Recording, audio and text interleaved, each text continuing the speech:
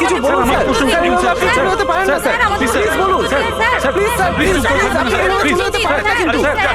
Please আমাদের বলে যান কি করে এরকম হলো sir, please sir.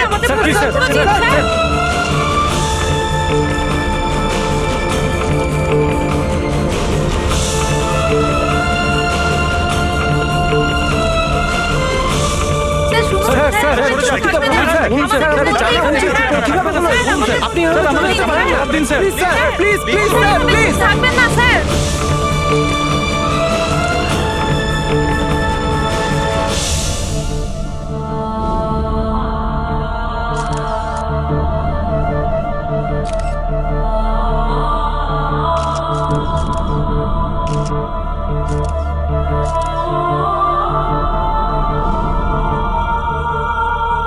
Please please sir, please sir, শুধু বলুন স্যার, স্যার প্লিজ স্যার, দরকার নেই আমাদের জানার স্যার, প্লিজ স্যার, চেষ্টা করুন স্যার, প্লিজ স্যার, স্যার আমাদের শুনুন স্যার, স্যার চুপ থাকবেন স্যার, স্যার আমাদেরকে জবাব দিতেই হবে স্যার, স্যার বলুন স্যার, প্লিজ শুনুন স্যার, প্লিজ স্যার, স্যার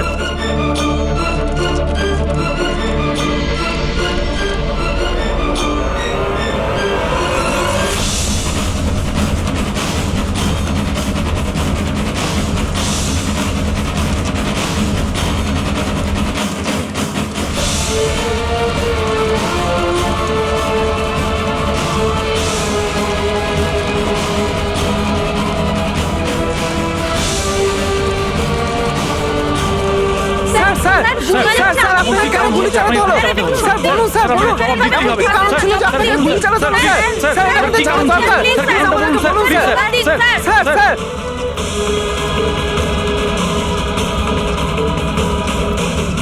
গুলি চালানো কি এমন হয়েছিল যে গুলি চালানো কি বলুন স্যার, স্যার আমাকে জানা দরকার, প্লিজ স্যার আপনাকে জবাব দিতেই হবে স্যার, প্লিজ স্যার দয়া কি হয়েছে দয়ার স্যার?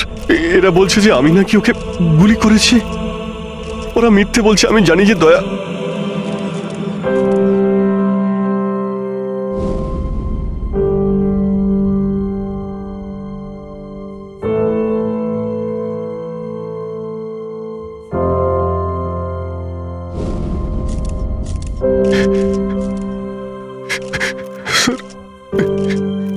স্যার আমি জানি না স্যার আমি কখন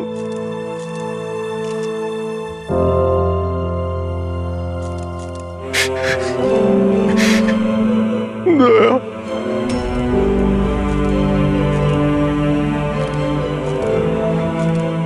না অভিজিৎ, তুমি ভেতরে যেতে পারবে না।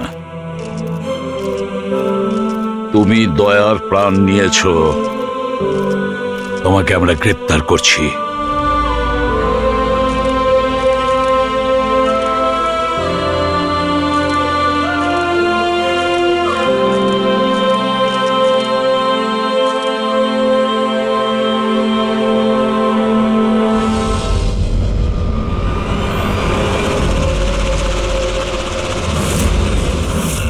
স্যার, যার খুন হয়েছে তার নাম ডিকে, একজন প্রাইভেট ডিটেকটিভ। ওর কাজের লোক লাশটা দেখেছে সকালে।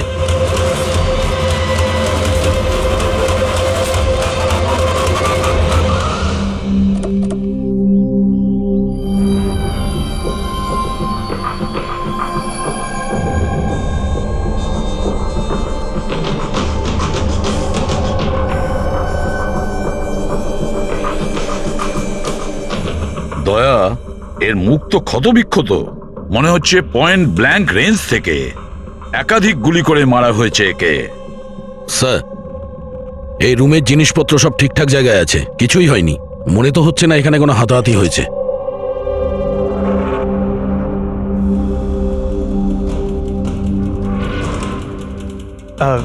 স্যার স্যার এই কাভার্ড আর লকার তো খোলা আছে, আর সব জিনিসপত্র নিজের জায়গায় আছে। দেখে তো মনে হচ্ছে যে কেউ এতে হাতই দেয়নি।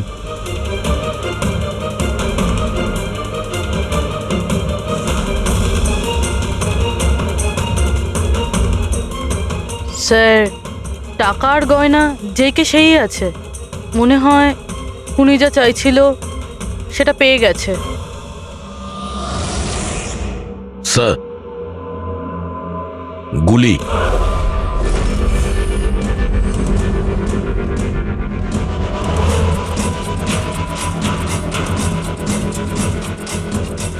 3টে গুলি চলেছে দয়া।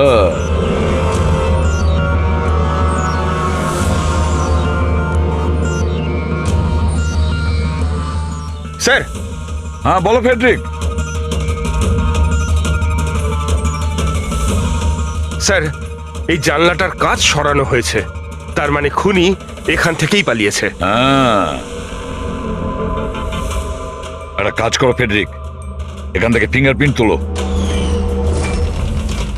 স্যার, হ্যাঁ দয়া। ডিকের মোবাইল ফোনটা দেখুন স্যার। মরার আগে ডিকে কোনো সঞ্জয়কে 3বার কল করেছে। সঞ্জয়?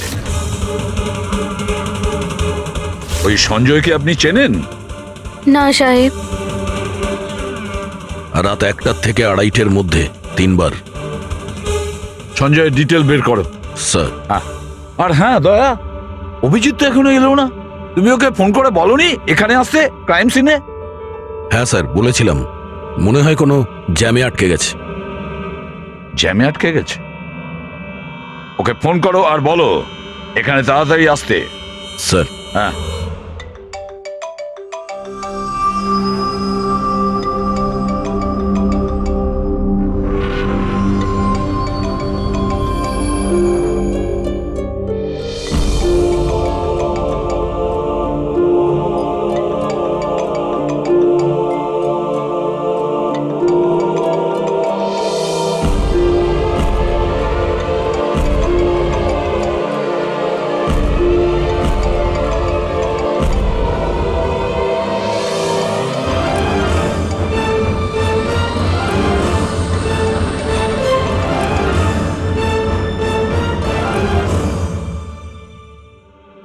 হ্যাঁ দয়া, অভিজিৎ কি বলছে, কোথায় ও?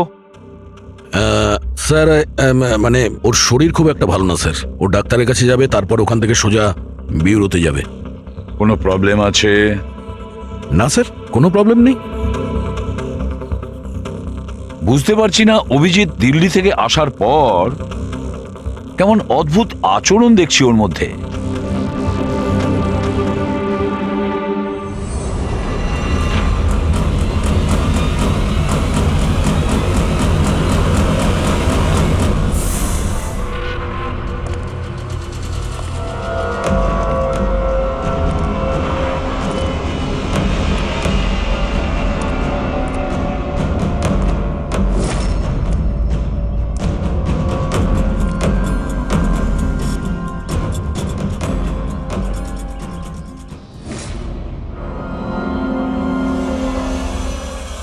তোমার আমার সাহায্যের দরকার। তোমার? হ্যাঁ? আরে ভাই, তুমি হলে গিয়ে সিআইডি অফিসার। হ্যাঁ, কিন্তু এই কাজটা এটা আমি একা করতে পারবো না।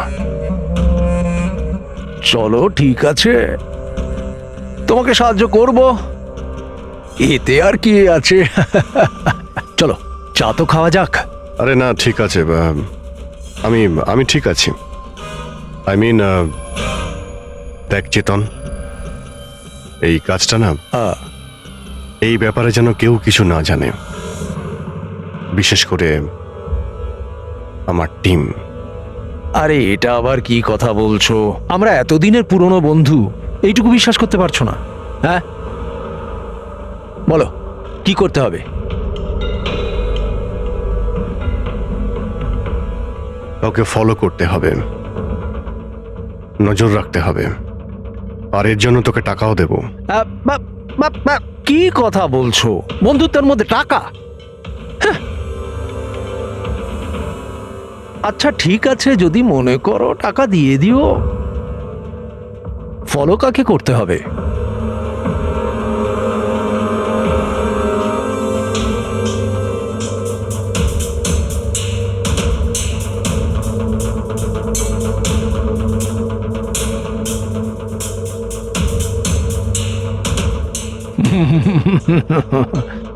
অভিজিৎ, মনে হচ্ছে তুমি ভুল করে ভুল ছবি দিয়ে দিয়েছো। ভুল ছবি আমি দিইনি, একেই তোকে ফলো করতে হবে। এ কোথায় যায়, কি করে, কার সঙ্গে দেখা করে, সবকিছু রাত 10টা থেকে সকাল 6টা পর্যন্ত। আর প্লিজ কোনো প্রশ্ন করবি না, যা বলেছি তাই করবি, ব্যাস। ওকে? ওকে।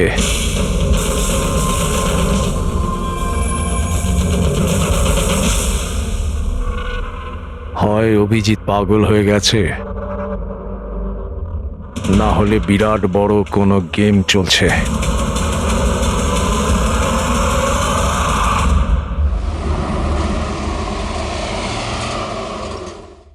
কি কি বলছেন? ও খুন হয়ে গেছে? মরার আগে ডিকে শেষবার ফোনে আপনার সঙ্গে কথা বলেছিল মাঝরাতে। কি কথা হয়েছিল আপনাদের মধ্যে? আমার কথাতে একজনের উপরে নজর রাখছিল, কোনো প্রমাণ পেয়েছিল, সেই জন্য আমাকে ফোন করেছিল। হায়ার করেছিলেন কেন? আমার বস মন্দিরা ম্যাডামের জন্য। মন্দিরা? কুমার জুয়েলার্সের ওনার, বিখ্যাত পেজ 3 সেলিব্রিটি। আশা করি আপনারা ওই দিল্লির কেসটার ব্যাপারে নিশ্চয়ই জানেন বোধহয়।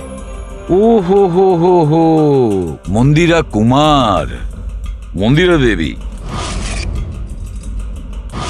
ওনার বিরুদ্ধে তো ওনার স্বামী, শ্বশুর, শাশুড়ি আর কেয়ারটেকারকে মারার অভিযোগ আছে, তাই না? ঠিক বলেছেন। কিন্তু সঠিক প্রমাণ না থাকার কারণে কোর্ট মন্দিরা দেবীকে ছেড়ে দেয়। আর তার কিছুদিন বাদেই মন্দিরা দেবীর পার্সোনাল অ্যাসিস্ট্যান্ট ঈশানা আত্মহত্যা করে নেয়।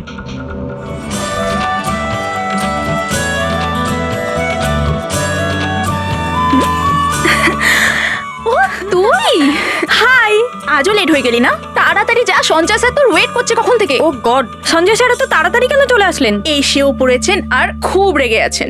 মাই গড, তুই আমার ব্যাগটা সামলা, আমি এক্ষুনি আসছি।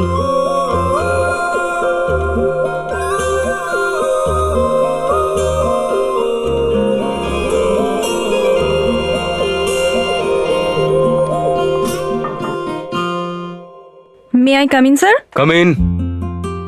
Sorry sir, sorry I am so sorry sir. কটা বাজে বলো তো তুমি? এটা কোনো অফিসে আসার টাইম হলো? স্যার ট্রাফিক খুব বেশি ছিল। কি ট্রাফিকের কথা বলছো তুমি? রোজ একই কথা বলে যাও তুমি। হ্যাঁ, এই অফিসের বাকি লোকজনও তো ওই ট্রাফিক পেরিয়ে আসে, তাই না? হ্যাঁ বলো কুমার। না না, 30শে ডিসেম্বরের আগে কিচ্ছু করা সম্ভব নয়। আরে তুমি তো এটা জানো যে 30শে ডিসেম্বরে মন্দিরা ম্যাডামের একটা ইভেন্ট রয়েছে মুম্বাইতে, তার আগে কিছুই করা সম্ভব নয়। হ্যাঁ হ্যাঁ,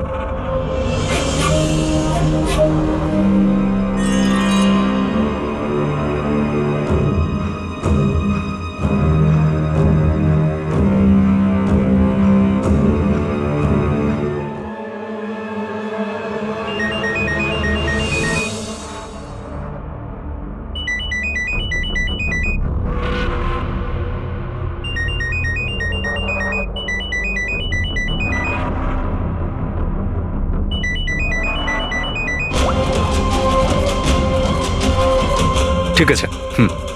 ওকে।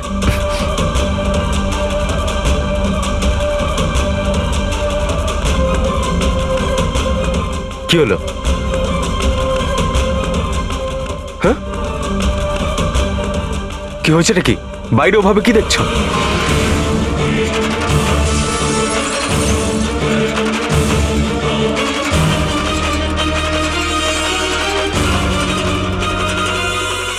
আমারই কেবিনের জানলা দিয়ে ঝাঁপ মেরে আত্মহত্যা করেছিল। আত্মহত্যা কেন করেছিল সেটা কেউ জানে না। আচ্ছা, মন্দিরা দেবী ডিকে কে কার ওপর কড়া নজর রাখতে বলেছিলেন? ওনার প্রাণ সংশয় রয়েছে। ডিকে সেটাই খোঁজ করার চেষ্টা করছিল। প্রাণের ভয় কার থেকে? আসলে কোর্ট থেকে ছাড়া পাওয়ার পরে কেউ ম্যাডামকে হুমকি দিচ্ছিল। আচ্ছা, শুধু ওই হুমকিটা ফোনেই কি? হ্যাঁ, ফোনের মধ্যেই অচেনা নাম্বার থেকে আর টাইপ করা চিঠি পাঠিয়ে। আসলে ম্যাডাম পুলিশের চক্করে দ্বিতীয়বার পড়তে চাননি, সেই জন্য ডিকে কে হায়ার করেছিলেন উনি। তো কিছু জানতে পেরেছে ডিকে? ওর হাতে কিছু প্রমাণ তো এসেছিল, কিন্তু ও সেটা পেন ড্রাইভে সেভ করে রেখেছিল। ওই পেন ড্রাইভটাও আমাকে দিতে চেয়েছিল, সেই জন্যই দিল্লি থেকে মুম্বাই এসেছিলাম আমি। কিন্তু ডিকের বাড়িতে ওর লকারটা খোলা ছিল। আচ্ছা, ওই লকার থেকে পেন ড্রাইভটা চুরি হয়ে যায়নি তো? হতে পারে দয়া। ওর বাড়িতে আমরা একটা ল্যাপটপও পেয়েছি স্যার, হয়তো ওর থেকে কিছু জানা যাবে। মন্দির এটা কি করে করতে পারলো? পুরো অ্যাকাউন্টটাই বন্ধ করে দিল। নিজেকে কি মনে করেন উনি? সবকিছু কি ওনার ইচ্ছা মতো হবে নাকি? এনারা কারা? সিআইডি। আমরা ওই মানে সঞ্জীবের সঙ্গে দেখা করতে এসেছি। আপনারা দুজন কে? স্যার ইনি কায়রা, মিস্টার কুমার, মন্দিরা ম্যাডামের মেয়ে। ও স্যার, আর ইনি ম্যাডামের রিলেটিভ মিস্টার সুবীর। আমরা মন্দিরা ম্যাডাম আর ওর ফ্যামিলির সঙ্গে কবে দেখা করতে পারবো? কারণ ওদের প্রাণ রক্ষা করার দায়িত্ব এখন আমাদের ওপর। ইনফ্যাক্ট মন্দিরা ম্যাডাম, কায়রার কাকাতো দাদা শেখর আর ওনার স্ত্রী সবাই আজ রাতেই আসছেন। 30শে ডিসেম্বর কুমার্স জুয়েলার্সের একটা বড় চ্যারিটি ইভেন্ট রয়েছে, তাতে পার্টিসিপেট করার জন্য। তাহলে ঠিক আছে, কালকে সকালেই দেখা হবে।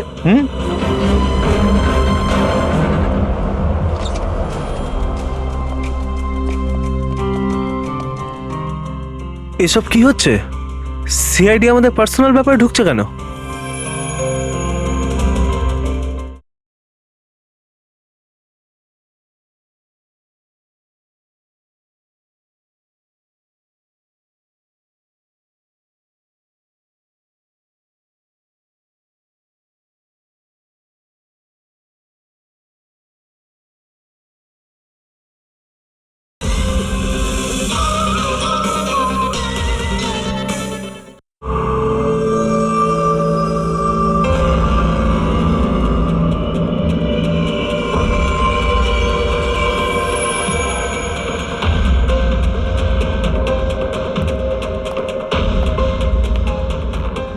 Good morning sir. Good morning.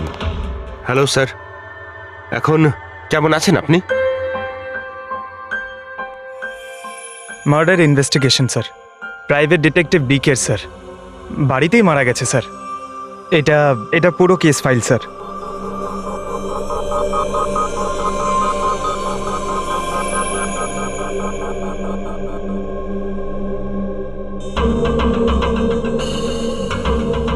Sir, এই ছবিগুলো ওর বাড়ির ছবি, এগুলো ওরই বাড়ির ছবি এটা। আর এখানেই ওর মার্ডার হয়েছে, তাই না?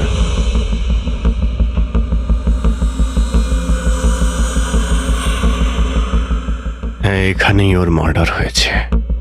পঙ্কজ, ঘুরিয়ে কেন জিজ্ঞেস করছেন? আমরা এইমাত্র তো সেটাই বললাম। সেটাই তো স্যার, মনে হচ্ছে ওনার শরীর এখনো ঠিক হয়নি, কোনো গন্ডগোল মনে হচ্ছে sir.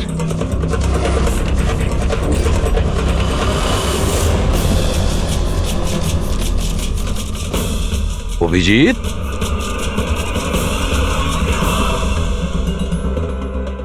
Good morning sir.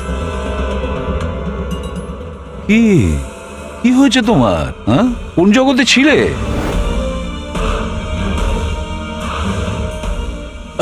Abhijit, তোমার শরীর খারাপ ছিল না? তাহলে ডক্টরের কাছে যাওয়ার কথা ছিল, এখানে কেন? হ্যাঁ হ্যাঁ স্যার, ওই কিছুদিন ধরেই শরীরটা ভালো নেই স্যার, কিন্তু এখন ঠিক আছে। I am better now. Yeah, গোলমাল চলছে। স্যার, ডিকে সঞ্জয়কে যে পেন ড্রাইভটা দিতে যাচ্ছিল, ওর যে ডেটা আছে ওগুলো উদ্ধার করার যে একটা উপায় আছে স্যার। পেন ড্রাইভ তো পাওয়া যায়নি তো। তাহলে ডেটা কোথা থেকে পাবে? স্যার, আছে না একটা উপায় আছে, ওই আমরা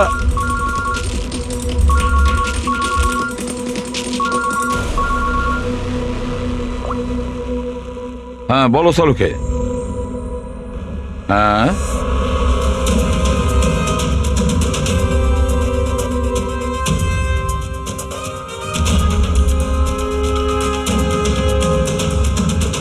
দয়া স্যার,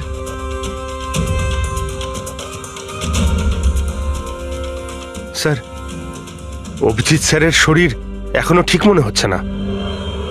কেন? স্যার, ওনাকে কেসের ব্যাপারে বোঝাচ্ছিলাম, কিন্তু উনি আমাদের কথা শুনছিলেনই না, খুব বেখেয়ালি ছিলেন স্যার। ফ্রেডি স্যার মন্দিরের ব্যাপারে সব ডিটেলস বের করতে হবে। নিউজ পেপারে, টিভিতে যাই এসেছে সব।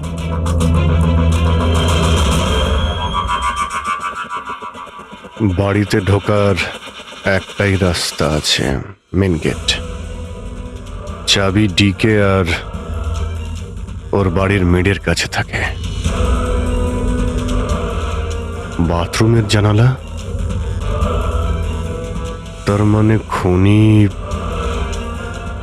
বাথরুমের জানালার কাঁচ খোলে আর ভিতরে ঢোকে, আর তারপর অভিজিৎ ক্রাইম সিনে ছিলই না, আর এখানে তো বাথরুমের কোনো ফটোও নেই। তাহলে ও এগুলো কি করে জানলো? অভিজিৎ আমার কাছে কিছু লুকোচ্ছে, কিন্তু কি?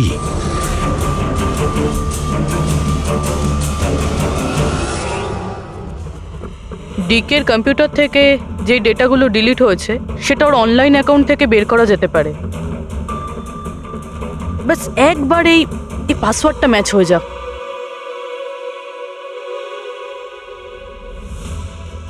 কিছুদিন ধরেই শরীরটা ভালো নেই স্যার, কিন্তু এখন ঠিক আছে। I am better now.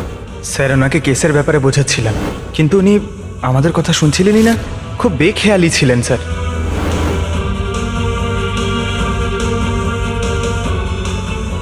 Yes sir, sir password match হয়ে গেছে।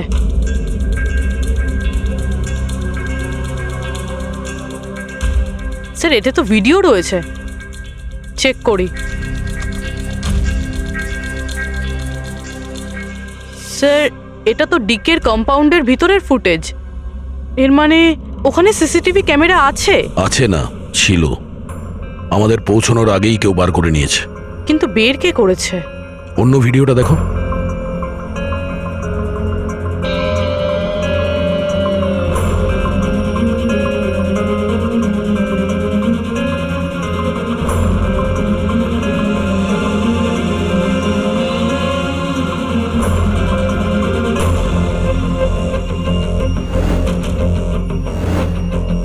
এটা কি করে সম্ভব?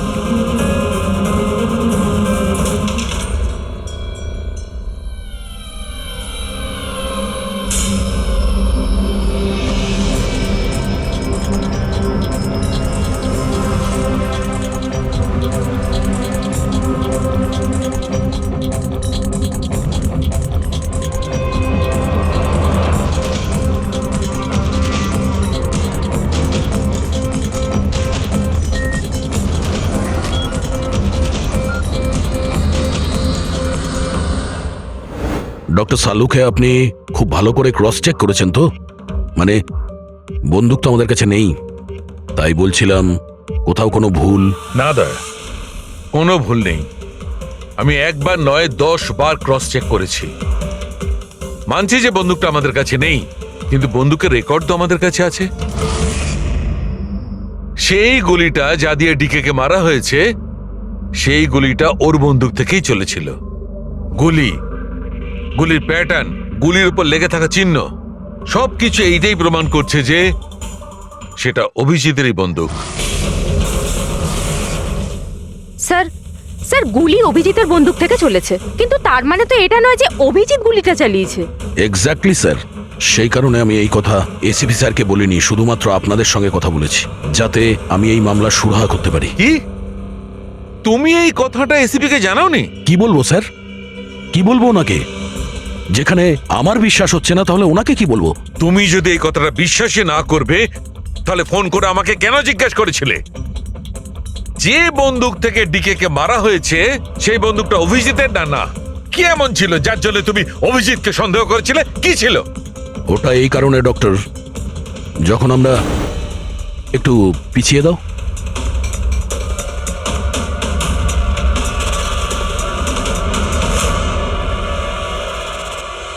অভিজিৎ ডিকের বাড়িতে, আর দয়া তারপরেও তুমি অভিজিৎকে বাঁচানোর চেষ্টা করছো। দেখো দয়া, অভিজিৎ আর তোমার বন্ধুত্বকে আমি খুবই শ্রদ্ধা করি, তার কদরও করি, কিন্তু ডিউটি, নিজের দায়িত্ব, সব সম্পর্ক সব বন্ধুত্ব থেকে বড় হয় না। আর এই কথাটা নিশ্চয়ই আমি তোমাকে বুঝিয়ে বলতে যাব না। স্যার পোক্ত কোনো প্রমাণ ছাড়া অভিজিৎ স্যারকে সন্দেহ। এটা প্রমাণ নয় তো কি পুরবি? অভিজিৎ ডিকের বাড়িতে ঢুকেছিল, এটা যদি প্রমাণ নয় তো কি পুরবি? অভিজিৎ স্যার ডিকের ঘরে গেছিল সেটা আমরা দেখেছি, কিন্তু উনি ডিকেকে মেরেছেন এটা তো আমরা দেখিনি। স্যার এটাও তো হতে পারে ওনার বন্দুক দিয়ে ডিকেকে অন্য কেউ মেরেছে। হতেই পারে, এটা হতে পারে যে অভিজিতের বন্দুক দিয়ে ডিকে কে অন্য কেউ মেরেছিল, কিন্তু এই অবস্থায় অভিজিতের বন্দুকটা অভিজিতের কাছে থাকার কথা নয়। তোমাদের কি অভিজিৎ এ কথা বলেছে? ও কি বলেছে যে ওর বন্দুকটা হারিয়ে গেছে? বন্দুক হারিয়ে যাওয়ার কোন রিপোর্ট দেখিয়েছে?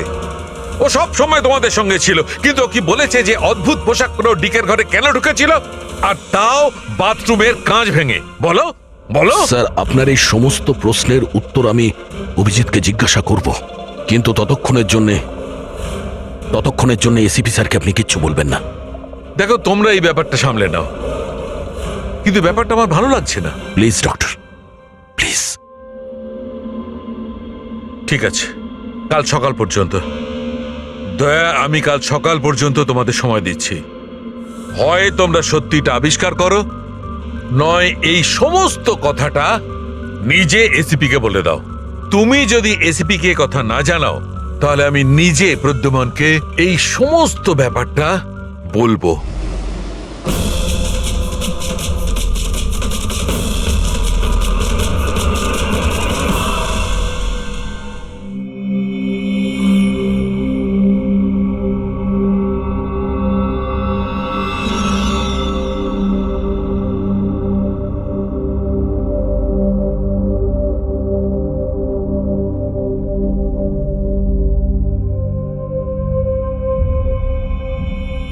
আধ ঘন্টার বেশি হয়ে গেল, 10টা থেকে 10:30 হয়ে গেল, এখনো আসেনি।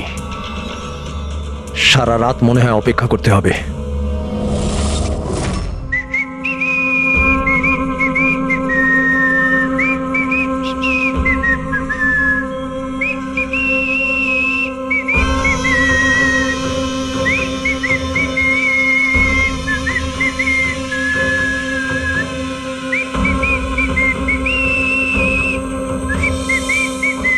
ভুল ছবি আমি দিইনি, একেই তোকে ফলো করতে হবে। এ কোথায় যায়, কি করে, কার সঙ্গে দেখা করে, সবকিছু। রাত 10টা থেকে সকাল 6টা পর্যন্ত। এটা অভিজিৎ? ওর কি হলো?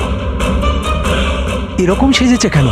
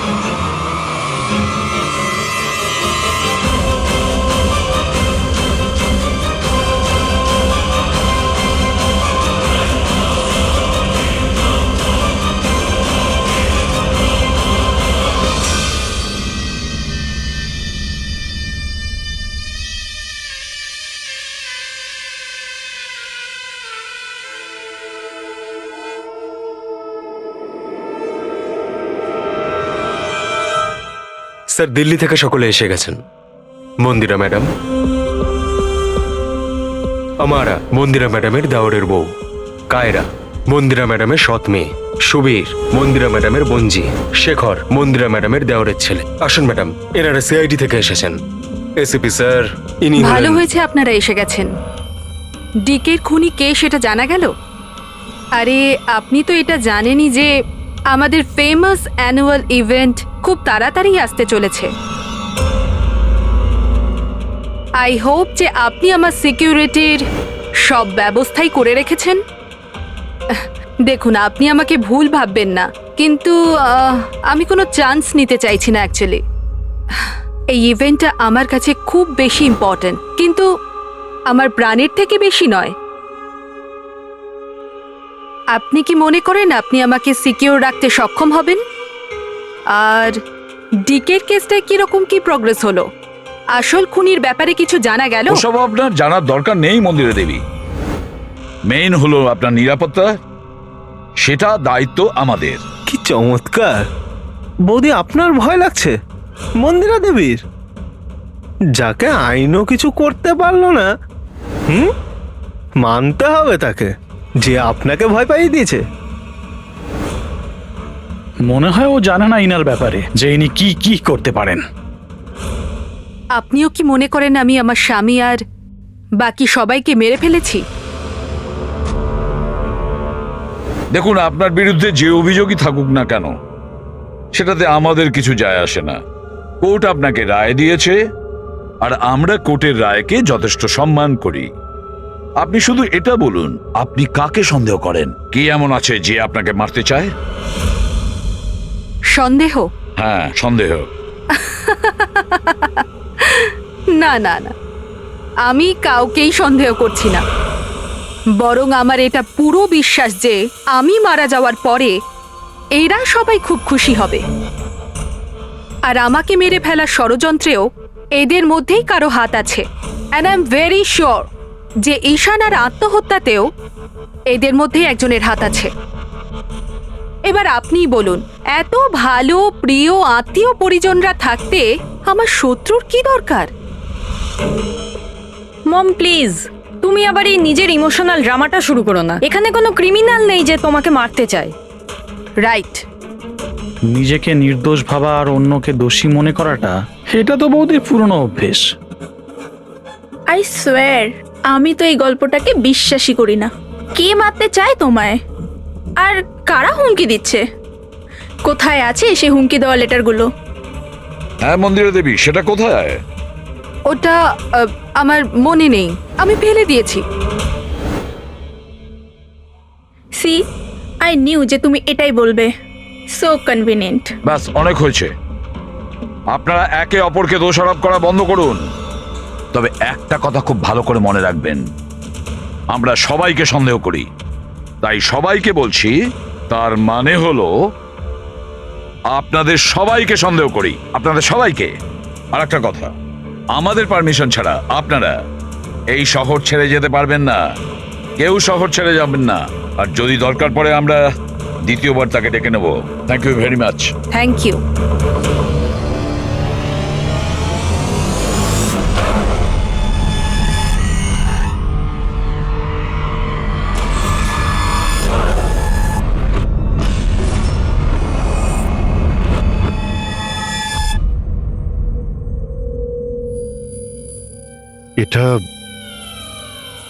এটা আমি?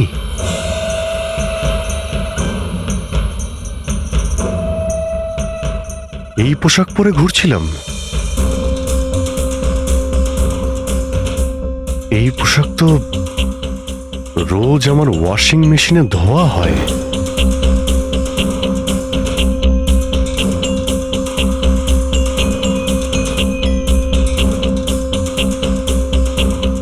আর এই জুতো, এগুলো এত নোংরা যেন আমি পরেছি। কিন্তু আমার মনেই নেই যে এই পোশাক আমি কখন পরেছি। সত্যি আমার কি হচ্ছে আমার সাথে? এই গাড়িতে কে আছে? হ্যাঁ, কার সঙ্গে আমি কথা বলছিলাম? না, আমি দেখিনি। তুমি কথা বলছো, তুমি সেটা জানবে। আর তুমি আমাকে চিনতেই পারলে না? আরে তোর যদি সুইসাইডই করার হয় তাহলে তুই অন্য কোনো বড় গাড়ির সামনে জানা। আমার সামনে কেন এসেছিস? কিভাবে কথা বলছো? এরকম সেজে ঘুরছো কেন তুমি? এই, ইট ইজ মাই স্টাইল, টনির স্টাইল। তুই কে? আমি কে? আমাকে চেনো না? হ্যাঁ, আর এই টনিটাকে? আরে টনি আমি আবার কে? আরে অভিজিৎ, দেখো, কোনো কেসের জন্য তুমি যদি এরকম করে থাকো আমাকে বলে দাও। এভাবে ভয় দেখিও না। হাত সরা। কে অভিজিৎ? কিসের কেস? আর তুই কি বলছিস কিছুই আমার মাথায় ঢুকছে না। আমার নাম হলো টনি। টনির সঙ্গে পাঙ্গা নিবি না, বুঝেছিস? সরে যা আর আমাকে যেতে দে। চল।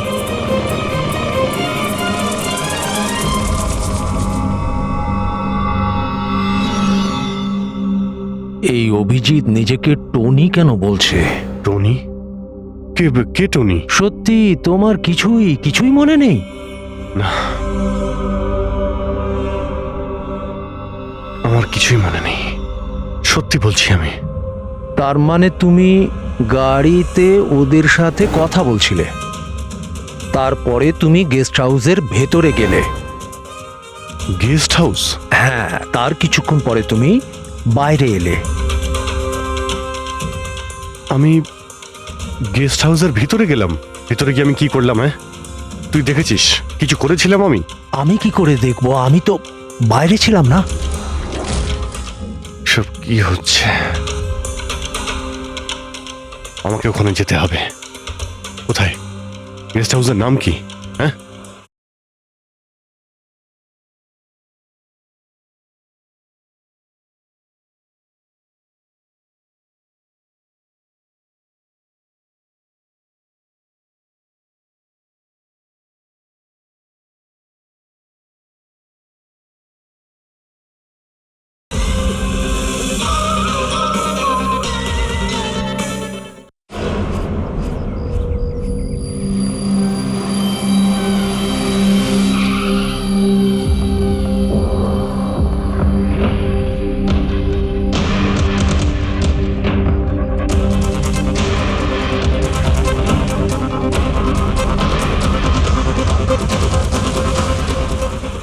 স্যার, রক্ত।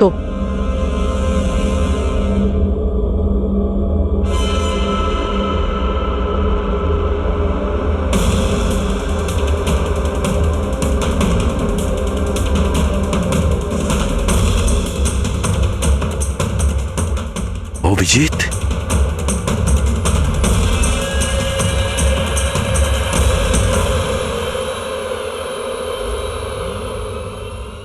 দয়া, তুমি এখানে? তোমার ফোন ট্র্যাক করে আর এই প্রশ্ন তো আমিও তোমাকে করছি অভিজিৎ। তুমি এখানে কি করছো?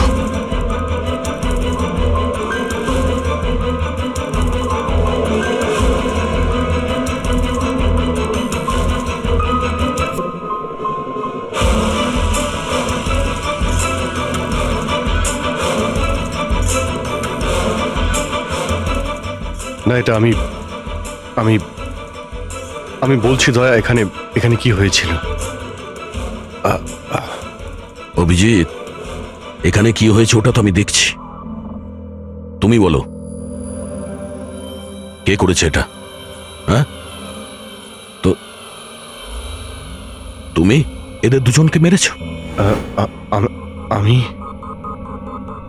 অভিজিৎ, তোমাকে কিছু জিজ্ঞাসা করলাম। তুমি মেরেছো এদের? স্যার স্যার স্যার, আপনি অভিজিৎ স্যারকে দোষ দিচ্ছেন। আমার দোষ দেওয়ার কোনো ইচ্ছা নেই পুরবি। তুমি নিজে দেখছো না এখানে দুটো লাশ পড়ে আছে, রক্তে ভেসে গেছে। আর সিআইডি অফিসার অভিজিৎ লাশের মধ্যে থেকে এই ব্যাচটা তুলছে, বা এটা বলতে পারো প্রমাণ চুরি করছে। অভিজিৎ, আমি তোমাকে আবার জিজ্ঞাসা করছি, তোমার সাথে অপরাধীদের মতো ব্যবহার করতে আমাকে বাধ্য করো না। কি করবো দয়া, আমি কি বলবো? যদি আমি বলি যে এই কাজটা আমি করিনি, তুমি মানবে? যদি বলি যে আমি জানি না যে আমি করেছি নাকি করিনি, আই নো আমি ভুলভাল বলছি, কিন্তু কিন্তু তোমরা তো আমাকে চেনো। অভিজিৎ, আমার সামনে যে প্রমাণগুলো পড়ে আছে ওগুলো দেখে আমরা কিছু বলতে পারবো না। আমাকে আমার ডিউটি করতে হবে।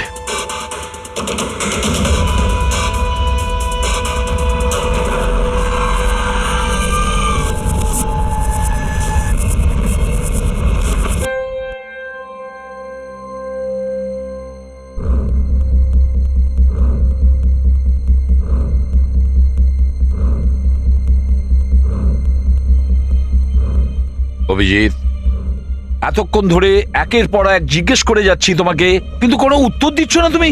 হ্যাঁ, তুমি জানো তোমার ওপর কি অভিযোগ আছে? মাথায় কিছু ঢুকেছে? স্যার ওই এক মিনিট, ব্যাস। তোমার কাছে এটা আশা করিনি। এত কিছু ঘটে গেল, তুমি আমাকে বলনি কেন? আমাকে বলনি দয়া? সালুকে আমাকে বললো, তা নাহলে তো আমি জানতামই না। তা আমি তাই করেছি যেটা উচিত ছিল। বলো অভিজিৎ, তুমি কি এই খুনটা করেছো? অভিজিৎ, তুমি কি এই খুনটা করেছো? আমি জানি না স্যার। কেন জানো না? তুমি কেন জানো না? হ্যাঁ, ডিকের বাড়িতে তুমি লুকিয়ে লুকিয়ে ঢুকেছিলে, সেটা আমি সিসিটিভিতে দেখেছি। ওই লাশগুলোর পাশে তুমি দাঁড়িয়েছিলে। এই দয়া তোমাকে এখানে ধরে নিয়ে এসেছে। ডিকে আর বডিগার্ডের উপরে যে গুলিটা চলেছে, সেটা তোমার গান থেকে চলেছে, ওই গান থেকে চালানো হয়েছে। আর তুমি বলছো তুমি কিছুই জানো না? আমার চোখের ওপর চোখ রেখে তুমি বলো, বলো তুমি এই খুন করোনি। বলো তুমি এইগুলো কিছুই জানো না। বললাম তুমি জানি না স্যার, আমি কিছুই জানি না স্যার। সরি। কি বলবো আপনাকে, আমি কি বলবো স্যার? যখন আমি বুঝতেই পারছি না যে আমি ডিকের বাড়িতে কেন গিয়েছিলাম, কি করে সমস্ত খুন আমার বন্দুক থেকেই হচ্ছে, আমি জানি না স্যার। স্যার আমি তো ডিকিকে চিনি না, ওর বডিগার্ডদেরও আমি চিনি না, আমি মন্দিরাকেও চিনি না, আমি তো স্যার নিজেকেও চিনি না। আমি কোথায় যাই, কি করি, কার সঙ্গে দেখা করি, আমি কিছুই জানি না। গত কয়েকদিন ধরে আমার সঙ্গে এইরকমই হচ্ছে স্যার, কিন্তু আমি কিছুই বুঝতে পারছি না। সারাদিন সব ঠিকই থাকে, রাতে বাড়িতে যাই, খেয়ে দিয়ে ঘুমিয়ে পড়ি, আর যখনই সকালে উঠি তখন অদ্ভুত জামা কাপড় পরা দেখি, অদ্ভুত জুতো দেখি, যেগুলো আমার নয়। জানি না কি করে আমার বাড়িতে চলে আসে। ড্রেসগুলো ওয়াশিং মেশিনে ধোয়া হয়েছে, জুতোতে মাটি লেগে থাকে, এমনটা মনে হয় যেন আমি ওগুলো ব্যবহার করেছি, কিন্তু আমি বুঝতে পারি না। নিজেকে খুব ক্লান্ত লাগে, এমন মনে হয় যেন আমি সারা রাত জেগেছিলাম, অথচ আমি কি করেছি আমার কিছুই মনে থাকে না। মনে হয় প্রতিদিন আমার 6 থেকে 7 ঘন্টা হারিয়ে যাচ্ছে, যার ব্যাপারে আমি কিছুই জানি না। আপনি বলছেন আমি ডিকের বাড়িতে গিয়েছিলাম, হতে পারে, কিন্তু আমি জানি না। আমি ডিকে আর ওর বডিগার্ডদের মেরেছি কিনা আমি জানি না। আমি মন্দিরাকে মারার চেষ্টা করেছি সেটাও আমি জানি না। আমি কি করেছি, কেন করেছি, আমি কি করতে চলেছি, আমি কিছুই জানি না স্যার, আমি কিছুই জানি না।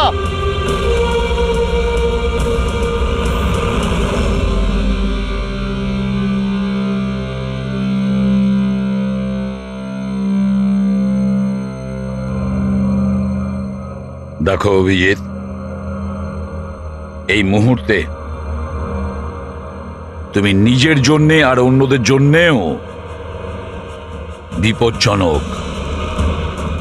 আমি তোমাকে একা ছাড়বো না, আমি তোমাকে নজরবন্দি রাখবো, আর দয়া তোমার ওপর নজর রাখবে।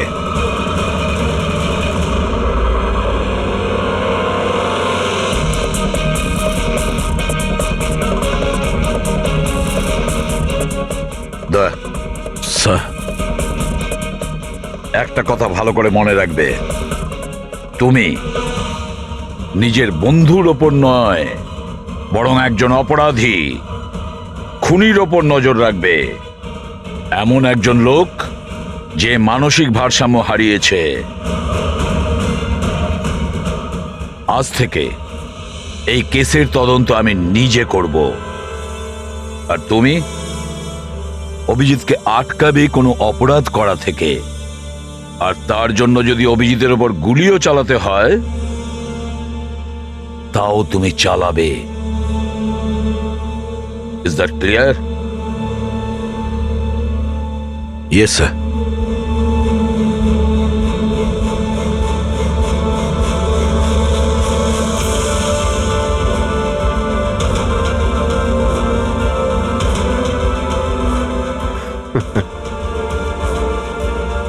হাত করা পড়িয়ে দাও ভাই। শুনলে তো, মানসিক অবস্থা ঠিক নেই আমার। কখন কি করে বসি কিছুই জানি না। আটকাও আমায়, আমার হাতে আরো একটা অপরাধ হওয়ার আগে। আটকাও আমায় ভাই। আপনাদের অফিসার, আপনাদের সিনিয়র সিআইডি অফিসার আমারই প্রাণের পিছনে পড়ে রয়েছে, আর উনি তাদেরকেও মেরে ফেলেছেন যারা আমার সিকিউরিটিতে ছিল। আর আপনি নিশ্চিন্ত হয়ে বলছেন ভয় পাওয়ার কোনো কারণ নেই। ও আপনারই চোখের সামনে সবাইকে মেরে ফেলছে, তা সত্ত্বেও আপনি বলে যাচ্ছেন যে ভয় পাওয়ার কোনো কারণ নেই। আশ্চর্য! আপনি শুধু এটা বলুন, আমি আপনাদেরকে আর কি করে বিশ্বাস করব? আজ আপনাদের একজন অফিসার সিরিয়াল কিলার বেরিয়েছে, কাল আবার অন্য কেউ বেরিয়ে আসবে। মন্দিরা দেবী, অনেক হয়েছে, অনেক কথা বলে ফেলেছেন। আমাদের ইন্সপেক্টর অভিজিৎ একজন সৎ এবং সাহসী অফিসার। নিজের দেশকে রক্ষা করার জন্য, সাধারণ মানুষের রক্ষা করার জন্য নিজের প্রাণও দিতে পারে। সে কোনোদিন খুনি হতে পারে না। হ্যাঁ, ওর বিরুদ্ধে অভিযোগ আছে, তিনটে খুনের অভিযোগ আছে। আপাতত এটা প্রমাণিত হয়েছে যে অভিজিৎ নিজের মানসিক ভারসাম্য হারিয়েছে। ও কি করছে ওর মনেই থাকে না, কার সঙ্গে দেখা করছে, কি বলছে, আর যখন নর্মাল হয়ে যায় কিছুই মনে থাকে না। তার মানে এই নয় যে ও একজন খুনি। আমি জোর দিয়ে বলতে পারি যে আপনার জীবন বিপন্ন, আর তাও আপনার এই আত্মীয় স্বজনদের কারণে। এক্সকিউজ মি, সব প্রমাণ আপনাদের অফিসারের বিরুদ্ধে পাওয়া গেছে, আর সন্দেহ আপনারা আমাদেরকে করছেন। হ্যাঁ, আমি সবাইকে সন্দেহ করছি। উনি তো আপনারই অফিসার, আপনি তো ওকেই বাঁচাবেন। এই 3টে খুনই কিন্তু ইন্সপেক্টর অভিজিতের গান থেকে চলা গুলিতেই হয়েছে। আর আপনি বলতে চাইছেন যে এই কাজটা আমাদের মধ্যে কেউ করে থাকতে পারে? আরে আমাদের কাছে আপনার ওই অফিসারের গানটা কোথা থেকে আসবে? শেখর বাবু, খুব তাড়াতাড়ি আমরা খোঁজ নিয়ে নেব যে ইন্সপেক্টর অভিজিতের গান আপনার কাছে কিভাবে গেল। আর মন্দিরা দেবী, আপনাকে একটা রিকোয়েস্ট করি, 30শে ডিসেম্বর আপনার যে ইভেন্টটা আছে সেটা ক্যান্সেল করবেন না। এই একটাই সুযোগ আছে খুনিকে ধরার জন্য, কারণ খুনি ওই ইভেন্টে নিশ্চয়ই আসবে।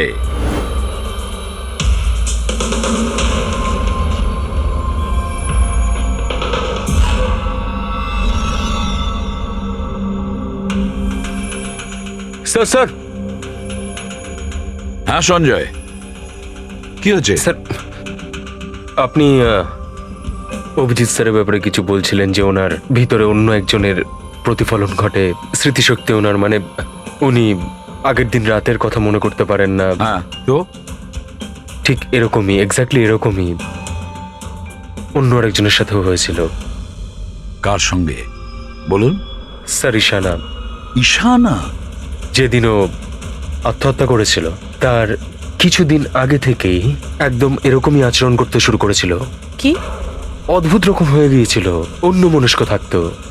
যেদিন আত্মহত্যা করেছিল তার কিছুদিন আগে থেকেই একটা অদ্ভুত রিংটোন সেট করেছিল নিজের ফোনে, আর তারপর সেই দিন হঠাৎ করে ওই রিংটোনটা বাজতে শুরু করলো। আর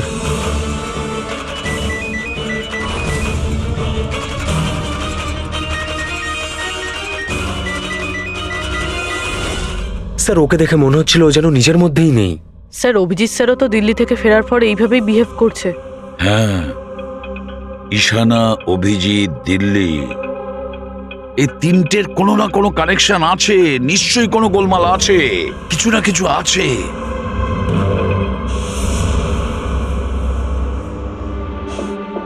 কফি। আরে খেয়ে নাও ভাই, কিছুই মেশাইনি। আমি এখানেই আছি, পালিয়ে যাচ্ছি না। অভিজিৎ, তুমি এই কথাগুলো লুকিয়েছো কেন আমাদের থেকে? লুকোতে হয়েছিল ভাই, কি করব আমি? আমি কিছুই বুঝতে পারছিলাম না যে আমি কি করব, আমার সঙ্গে কি হচ্ছে। যেখানে আমি নিজেই কনফিউজ, আমি সেখানে কি বলবো তোমাকে? সেই জন্যই, আর কোনো ব্যাপার নয়। আমার ওপর ভরসা ছিল না নাকি? আমাকে যোগ্য ভাবনি যে আমি তোমার কোনো সাহায্য করতে পারি? কি ভাই, এসব কি বলছো তুমি? ব্যাপারটা এরকম নয়। তাহলে বলনি কেন? আমার তো মনে হচ্ছে আমি তোমাকে চিনিই না। এই মুহূর্তে আমি যার সঙ্গে বসে কথা বলছি সে অভিজিৎ নাকি অন্য কেউ?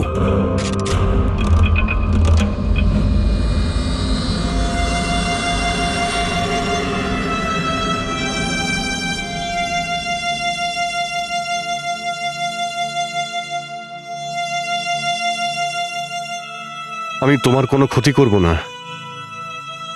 অভিজিৎ হই বা টনি। স্বপ্নেও তোমার কোনো ক্ষতি করব না, বন্দুক দেখানোর দরকার নেই। বিষয়টা তা নয় যে তুমি আমার কোনো ক্ষতি করবে। বিষয় এটা যে আমি এখানে শুধুমাত্র আমার ডিউটি করছি, আর আমি কোনো চান্স নিতে চাই না। আমি তো তোমাকে হয়তো চিনিই না।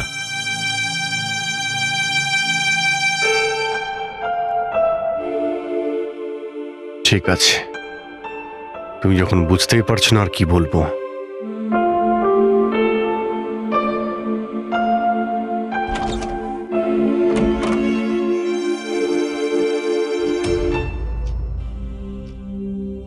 ডক্টর মহেশ, আমি আপনাকে পুরো ব্যাপারটা জানিয়েছি। এবার আপনি বলুন আপনার কি মনে হচ্ছে? দেখুন, এক্ষুনি আপনারা যেটা বললেন যে এই অভিজিৎ আর ঈশানার ব্যাপারে, এটার থেকে তো একটা ব্যাপার একদম পরিষ্কার যে দুজনের কন্ডিশনই একদম সমান। Artificially induced split personality. এটাকে যদি সোজা ভাষায় আপনাদের বোঝাই তাহলে এই কন্ডিশনে পেশেন্টের মস্তিষ্কে তার এই নিজের ব্যক্তিত্ব ছাড়াও অন্য আরও একটা ব্যক্তিত্ব প্ল্যান্ট করা হয়, যেটা কোনো বিশেষ কারো আদেশ বা নির্দেশ অনুযায়ী চলাচল করে। আর এটাকে এমনভাবে সেট করা হয় যাতে ওই ব্যক্তিত্ব বিশেষ ধার্য করা সময়ে বিশেষ ধরনের ট্রিগার পেলে ওই ব্যক্তিত্বকে সম্পূর্ণ প্রভাবিত করে। আর যতক্ষণ এই প্রভাব চলতে থাকে সে পুরনো ব্যক্তিত্বের বিষয়ে না তো কিছু জানতে পারে আর না তার সেই পুরনো ব্যক্তিত্ব সম্বন্ধে কিছু স্মরণে থাকে। এটা হলো মানুষের মস্তিষ্ক। এই মস্তিষ্কের দুটো ভাগ রয়েছে। সচেতন মস্তিষ্ক মানে কনসাস স্টেট অফ মাইন্ড, যার মধ্যে আমরা এখন আছি। অচেতন মস্তিষ্ক মানে semi conscious state of mind, মানে যখন আমরা ঘুমিয়ে থাকি তখন সক্রিয় হয়। আর কখনো কখনো জেগে থাকার সময়ও কোনো নেশার বা কোনো ওষুধের প্রভাবেও আমাদের অচেতন মস্তিষ্ক সক্রিয় হয়ে ওঠে। সচেত আর অচেত দুটো অবস্থাতেই মস্তিষ্ক ভিন্ন ভিন্ন কাজ করে, কিন্তু এই অবস্থাতে দুটো মস্তিষ্কই যা চিন্তা করে, কোনো কথা বা কোনো স্মৃতি সব সেভ করে নেয়। সচেত মস্তিষ্কের মধ্যে সেভ করা কথাবার্তা আমাদের অনেক বছর ধরে মনে থাকে, কিন্তু অচেত মস্তিষ্কে সেভ করা কথাবার্তা আমাদের মনেই থাকে না। ডক্টর মহেশ, এটা একটা হিপনোটাইজার মতো সম্মোহন, যাতে মানুষের মস্তিষ্ককে পুরো কন্ট্রোল করে যা কিছু করানো যায় রোবটের মতো, আর পরে কোনো বিশেষ আওয়াজ করে ওই সম্মোহনটাকে ভেঙে দেওয়া যায়। মানুষের কিছুই মনে থাকে না। না না না ডক্টর সালুকে, সম্মোহন একদম আলাদা প্রক্রিয়া। সম্মোহন অবস্থায় আপনি মানুষকে ততক্ষণই কন্ট্রোল করতে পারেন যতক্ষণ সে সম্মোহিত আছে। সম্মোহিত অবস্থা থেকে একবার বেরিয়ে আসার পর তাকে আবার সম্মোহিত করতে হয়। এখানে ব্যাপারটাই পুরো আলাদা। এখানে মানুষের মস্তিষ্কে একটা ঘটনা যা আদৌ ঘটেইনি, একটা ব্যক্তি যার কোনো অস্তিত্বই নেই, তাকে ওই মানুষের মস্তিষ্কের ভিতরেই প্ল্যান্ট করা হয়। তার মস্তিষ্কে এই কথাটাই ফিট করা হয়। আচ্ছা, তার মানে এত কিছু অভিজিতের সঙ্গেও ঘটেছে। কোনোভাবে অভিজিৎ ওই ট্রিগারগুলো পেয়ে যায়, যার কারণে টনি জেগে যায়। Exactly sir. রাতে অভিজিৎ ঘুমিয়ে পড়ার পর নিশ্চয়ই কোনো না কোনো আওয়াজ শুনতে পায়, যেটা ওই টনির জন্য একটা ট্রিগারও হতে পারে। হয়তো ওই আওয়াজটা শুনেই টনি জেগে যায়, কিন্তু অভিজিৎ সেখানেই ঘুমিয়ে থাকে। টনি জেগে যায় যে টনি আসলে খুনি, একজন বদমাশ, একজন অপরাধী। আর অভিজিৎ যাদেরকে চেনে ও তাদের কাউকেই চেনে না। যদি এটাই হয়তো অভিজিতের ভেতরে টনিকে কোনোভাবে কমেন্ট দেওয়া হয়েছে, মন্দিরাকে মেরে ফেলার জন্য, তাহলে 30শে ডিসেম্বর ইভেন্টে টনি এর পরিণাম দেখতে চায়। মন্দিরাকে মেরে ফেলার চেষ্টা করবে 2 দিন পরেই, 30শে ডিসেম্বর।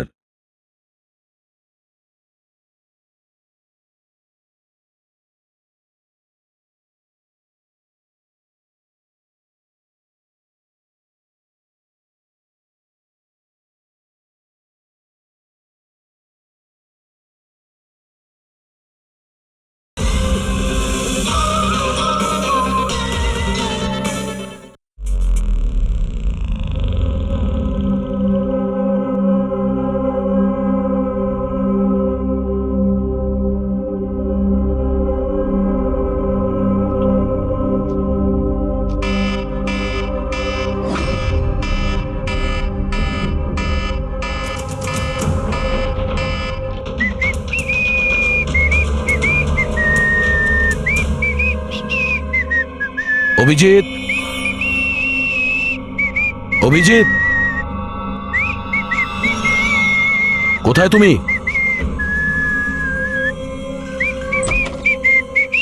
অভিজিৎ, অভিজিৎ, ওই শুনতে পাচ্ছ না?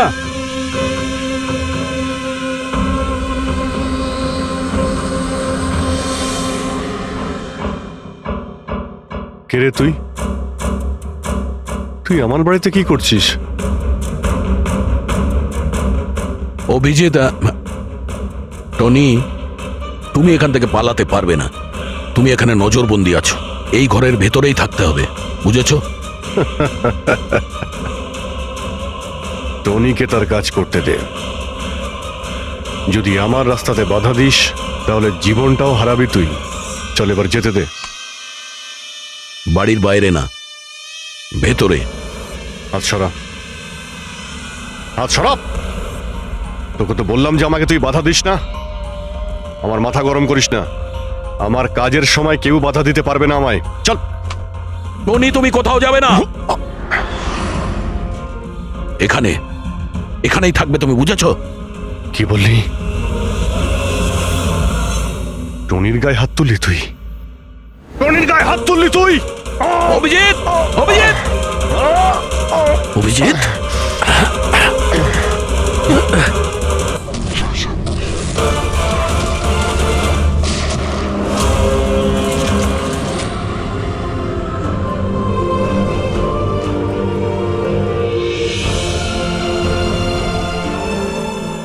স্যার দয়া, কি হয়েছে? কি হয়েছে দয়ার স্যার? এরা বলছে যে আমি নাকি ওকে। না অভিজিৎ, তুমি ভেতরে যেতে পারবে না। তুমি দয়ার প্রাণ নিয়েছো, তোমাকে আমরা গ্রেপ্তার করছি।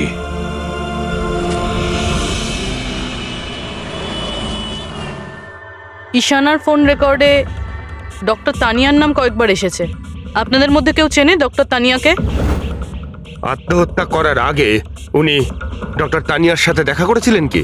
এই ডক্টর তানিয়া কোনো ডেন্টিস্ট নয় তো? মারা যাওয়ার আগে ঈশানা কয়েকবার একজন ডেন্টিস্টকে দেখিয়েছিল। আমার নাম তো মনে নেই, কিন্তু হতে পারে ইনিই সেই। যতদূর আমার মনে হয় ইনি কোনো ডেন্টিস্ট তো নন। কিছুদিন আগে সিআইডি অফিসার অভিজিৎ এখানে ছিল। Yes ma'am. ওই পুরো সপ্তাহে এখানে যারা যারা ছিলেন তার পুরো লিস্ট আমার চাই।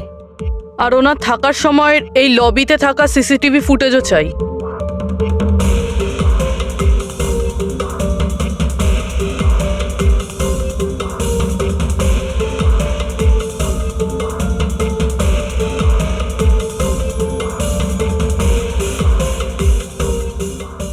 এক মিনিট পজ করুন। এই মহিলাকে যার সাথে অভিজিৎ স্যার কথা বলছে? পুরবি, এই লিস্টটাতে ডক্টর তানিয়ার নাম আছে। উনি এখানেই ছিলেন যতদিন অভিজিৎ স্যার এখানে ছিলেন। মনে হচ্ছে ওই মহিলাই। কি নাম এই মহিলার? ম্যাম, ডক্টর তানিয়া সপ্তাহখানেক ধরে এখানেই ছিলেন। স্যার, এই তানিয়ার সাথে দেখা করতেই হবে। স্যার, তানিয়া মুম্বাইয়ের প্যারাডাইস হোটেলে রয়েছে। টিকিট পাবো না আমি মানেটা কি? লুক, আমাকে এক্ষুনি ইন্ডিয়া থেকে বাইরে যেতে হবে। Do you understand? Yes. Doctor Tania? হ্যাঁ, আপনি কে? ঈশানা, ঈশানার বন্ধু সিআইডি অফিসার পুরবী।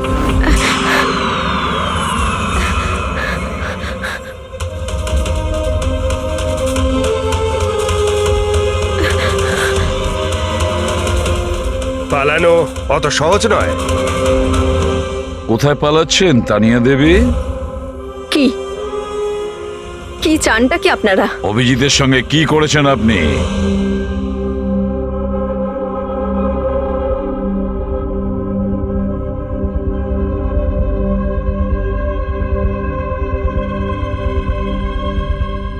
ঈশানা আর অভিজিতের ব্রেনের ওপর আমি এক্সপেরিমেন্ট করেছি। ঈশানাকে আত্মহত্যা করার জন্য আর অভিজিৎকে একটা মার্ডার করানোর জন্য আমি প্রোগ্রাম করেছিলাম। কিভাবে কিভাবে সেই প্রোগ্রামটা করেছেন? আর্টিফিশিয়ালি ইলিউশন স্প্লিট পার্সোনালিটির সাহায্যে আমি দুজনের ব্রেনটাকে সেট করি, আর নিজের সেট করা শিডিউলের অনুযায়ী এই দুজনকেই এরকমভাবে প্ল্যান করেছি যে কোনো রকমের আওয়াজ হোক বা রিংটোন বাজুক, আর যখনই আওয়াজ হোক না কেন ওদের সমস্ত অর্ডারগুলি মানতে হবে যে কোনো উপায়ে।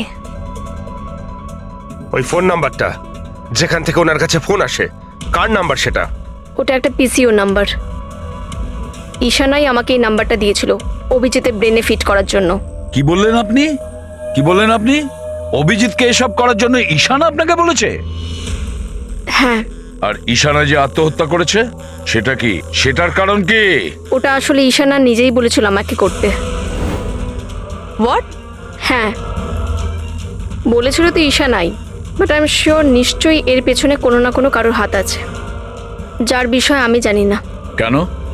সে কেন এগুলো করবে? হয়তো ওর কোনো দুর্বলতা ছিল। যে করেই হোক অভিজিৎকে ওই পরিস্থিতি থেকে বের করতে হবে। নিয়ে চলো একে। চলো। ও বাইরে বেরোতে পারবে না। কেন? আমি অভিজিতের ব্রেনকে প্রোগ্রাম করেছি। সম্মোহন নয়, যে ইচ্ছে হলো আর ভেঙে দিলাম। আমি অভিজিতের ব্রেনের মধ্যে একটা খুনিকে প্ল্যান্ট করেছি, টনিকে।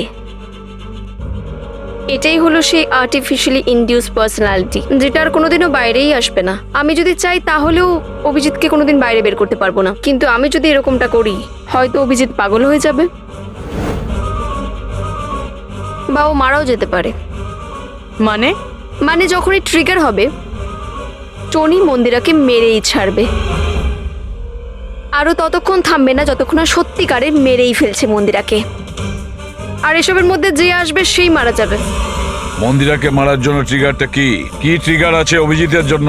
ঈশানার কেসে ট্রিগার ছিল একটা রিংটোন, আর অভিজিতের কেসে ট্রিগার হলো একটা রিমাইন্ডার টোন, একটা বিশেষ ধরনের বিপ, যেটা আমি অভিজিতের মোবাইলে সেট করে দিয়েছি। হ্যাঁ, অভিজিৎ মন্দিরাকে কিভাবে মারবে? কি প্রোগ্রাম সেট করেছো তুমি বলো? ও ততক্ষণ মন্দিরাকে ছুরি দিয়ে স্ট্যাপ করতে থাকবে যতক্ষণ না ও মন্দিরের অনেক রক্ত দেখে ফেলছে। কটা নাগাদ প্রোগ্রাম সেট করা হয়েছে? 10টা নাগাদ। মাই গড, 2 ঘন্টা বাকি আছে। গ্রেপ্তার করো একে।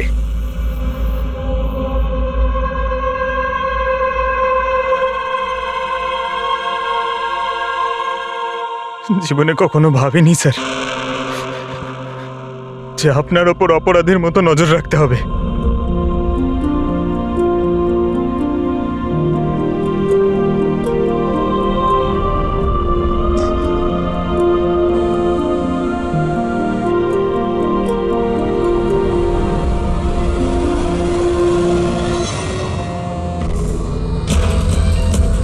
পঙ্কজ, ড্যাম ইট, ফোনটা ধরো।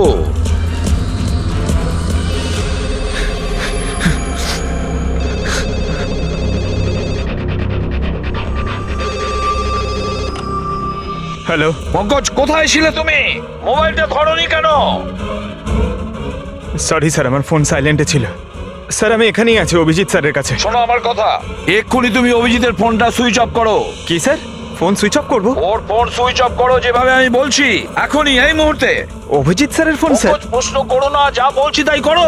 অভিজিতের ফোন বন্ধ করো। দেখো, হাতে আমাদের সময় নেই। অভিজিৎ যে কোনো সময় খুনি হয়ে যেতে পারে। যাও তাড়াতাড়ি। না না,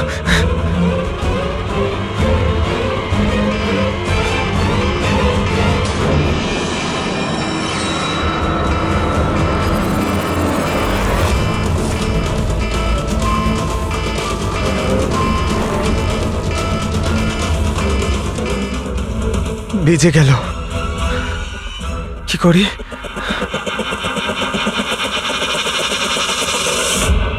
অভিজিৎ স্যার, অভিজিৎ স্যার কোথায় গেলেন? Abhijit sir, Abhijit sir,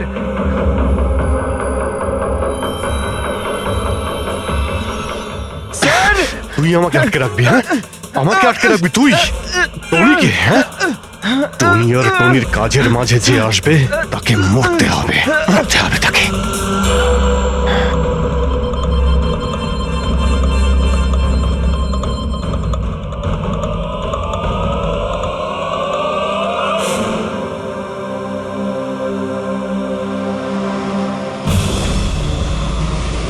sir এখানেই চ্যারিটি ইভেন্টটা হবে।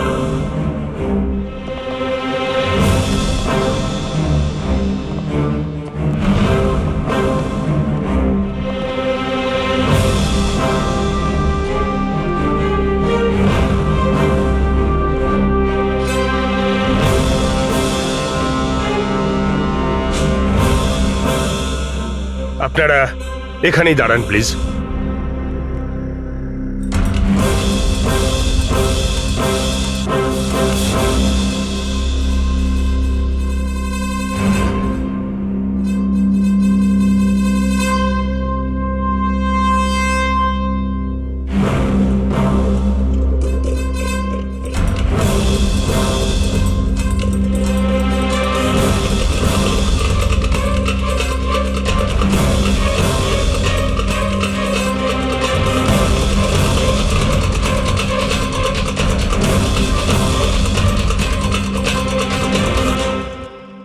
হ্যালো লেডিস অ্যান্ড জেন্টলম্যান, প্রত্যেক বছরের মতো এই বছরের সন্ধ্যাটাও খুবই গুরুত্বপূর্ণ। কারণ হলো মন্দিরা জুয়েলার্স অ্যানুয়াল চ্যারিটি ইভেন্টের জমা করা সম্পূর্ণ টাকাটা দিল্লি ও মুম্বাইয়ের বিভিন্ন অনাথ আশ্রম আর বৃদ্ধাশ্রমগুলিতে দেওয়া হবে। একবার জোরে হাততালি ডিকেসি চ্যারিটির জন্য। প্রত্যেক বছরের মতো এই বছরও আমাদের প্রধান অতিথি আছেন, তিনি আর কেউ না, তিনি হলেন মিসেস খান্না। তাহলে আসুন বন্ধুরা, একটা জোরে হাততালি দিয়ে স্বাগত জানাই মিসেস খান্নাকে। Mrs Khanna,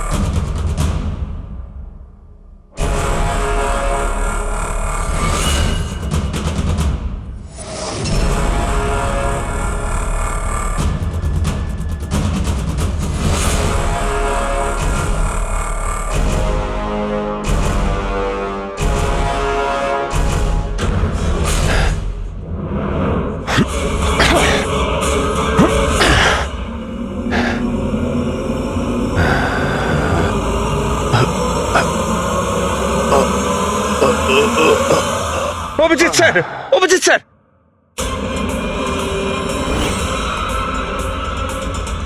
sir, sir, lights on. Limon, sir sir Abhijit ঠিক আছে? স্যার স্যার ওকে ওকে তাড়াতাড়ি নিয়ে চলো, তাড়াতাড়ি এসো।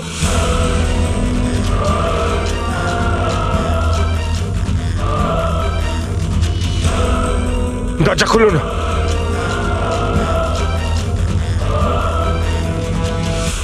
মন্দিরা দেবী,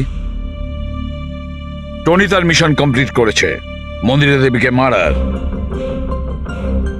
আর আমাদেরকে ভরসা করার জন্য আপনাকে অসংখ্য ধন্যবাদ। আপনারা সবাই আমাকে এখানে আনলেন কেন? আমার তো এখন স্টেজে থাকা উচিত। ম্যাডাম, আমাদের একটা প্ল্যান আছে। প্ল্যান? রবি,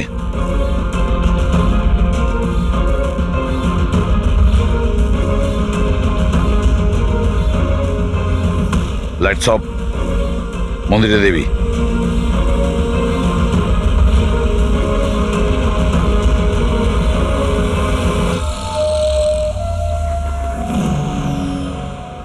আর আপনার প্রশংসা না করে পারছি না।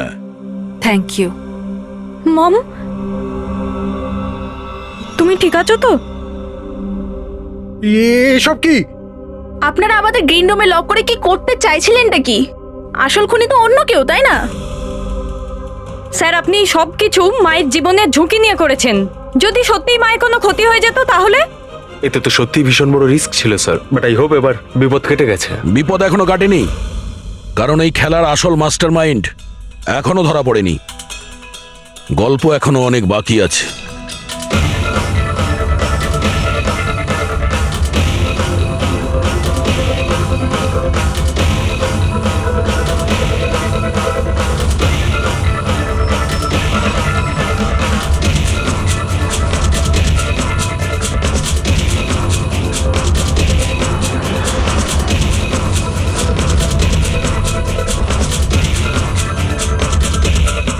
কি হলো?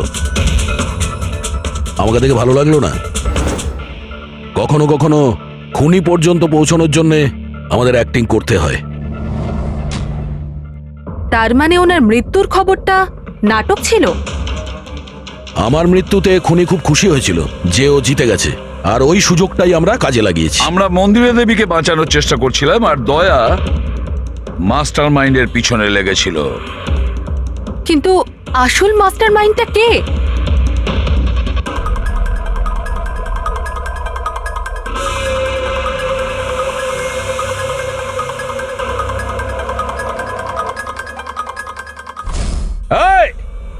স্যার, স্যার কেউ পালালো স্যার।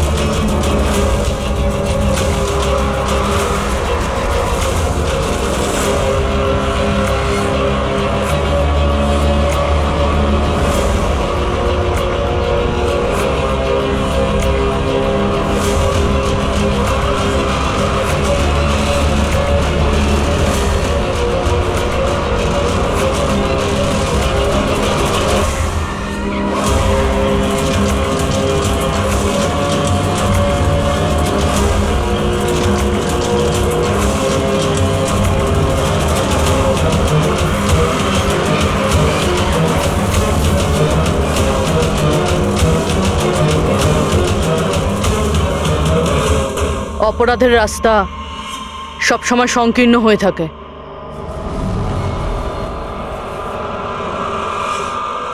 তুমি এটাই ভাবছো যে আমরা কি করে জানলাম যে তুমি খুন করেছো? আমরা তো এটা জানতাম যে এই মাস্টারমাইন্ড মন্দিরা দেবীর নিজেরই কোনো লোক। তাই আমার মৃত্যুর পরে আমি সব থেকে আগে এটা খোঁজ নিয়েছি যে আপনাদের মধ্যে কে সে যে অভিজিৎকে চিনত বা দেখা করেছেন। তারপরে আমার মনে এলো যে ক্রাইম ব্রাঞ্চের সেমিনারের জন্য অভিজিৎ দিল্লি গিয়েছিল।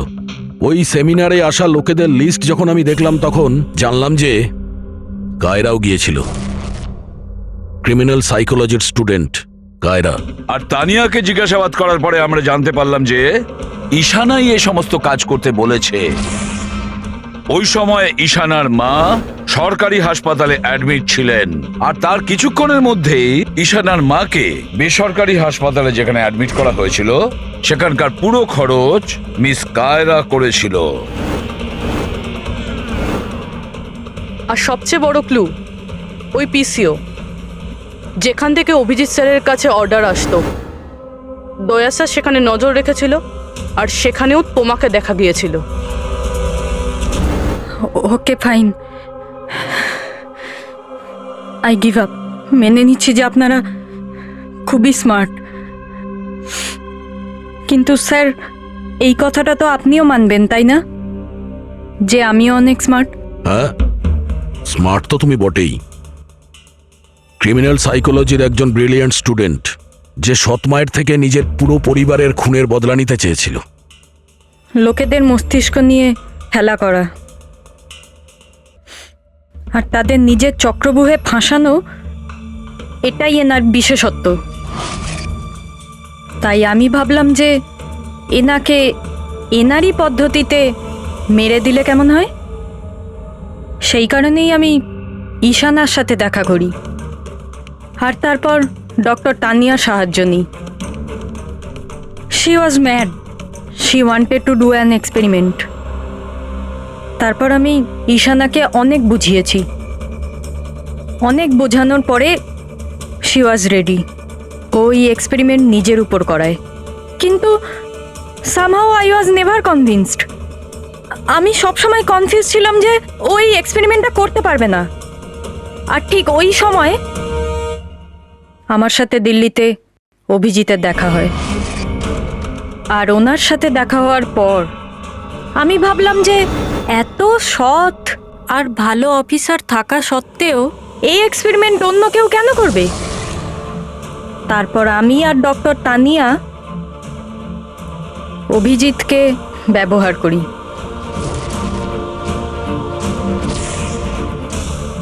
আর আমার এক্সপেরিমেন্ট ওর ওপরে করি। আর ঈশানা আমাদের কোনো কাজে ছিল না, তাই ওকে আমাদের রাস্তা থেকে সরিয়ে ফেলি। ডিকে আর ওই দুজন বডিগার্ড, ওরা তোমার কি ক্ষতি করেছিল? ওদেরকে কেন মেরেছো? এটা এই কারণে করেছি যাতে সমস্ত দোষ অভিজিতের উপর চলে আসে। আর অভিজিতের গান থেকে বুলেট নেওয়ার জন্য টনি ছিল তো ওর মাথার মধ্যে। হি ওয়াজ দেয়ার। তুমি এতটা নিচে নামতে পারো কায়রা, আমি কখনো ভাবতেও পারিনি। এবার জানতে পেরে গেছো তো? তুমি আমার মা বাবার সাথে, আমার ফ্যামিলির সাথে যেটা করেছো না, তোমার বেঁচে থাকার কোনো অধিকার নেই। আমি এইসব এই কারণেই করেছি যাতে আমি প্রুভ করতে পারি যে পৃথিবীর যে কোনো মানুষের মস্তিষ্কের সাথে খেলা যেতেই পারে, তা সে যত বড়ই সিআইডি অফিসার হোক। কায়রা, তুমি প্রতিশোধের আগুনে একজন সাহসী অফিসারের প্রাণ নিয়ে খেলেছো, আর তাছাড়াও 4 জন নিরীহ লোকের প্রাণ নিয়েছো। ডিকে, ঈশানা আর মন্দিরা দেবীর 2 জন বডিগার্ডকে। ভীষণ অন্যায় করেছো তুমি। আইন তোমাকে কোনোদিন ক্ষমা করবে না। তোমার তো ফাঁসি হবে, ফাঁসি। স্যার আপনি প্লিজ এসব মনে করবেন না, একটা বাজে স্বপ্ন ভেবে ভুলে যান। বাজে? ভয়ানক।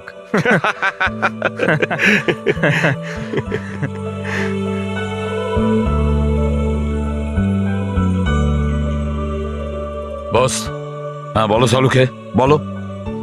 কেস তো সলভ হলো? হ্যাঁ, কেস তো সলভ হলো, কিন্তু কিন্তু কি বস, অভিজিতের মস্তিষ্কে যে টনিকে প্ল্যান্ট করা হয়েছিল সেই উদ্দেশ্যটা সফল হয়েছে। তারপরে এখন আর কেউ ট্রিগার ধরবে না, ওর কানের সামনে কেউ গান করবে না, যার কারণে অভিজিৎ টনি হয়ে যেত। হ্যাঁ হ্যাঁ, কিন্তু বস, কিন্তু কি বস, কথাটা এই, টনি অভিজিতের মস্তিষ্ক থেকে কখনো যাবে না। কি? টনি অভিজিতের পার্সোনালিটির অংশ হয়ে গেছে বস। কেউ জানে না যে কবে, কখন, কোথায় সামনে এসে যাবে।